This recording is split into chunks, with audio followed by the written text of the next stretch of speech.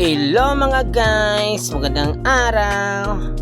Ang sarap palang kumain pag sarili mong sikap yung sarili mong pinaghirapang pera. For today's video, nandito pala kami sa Gmall sa Fort Food Cafe.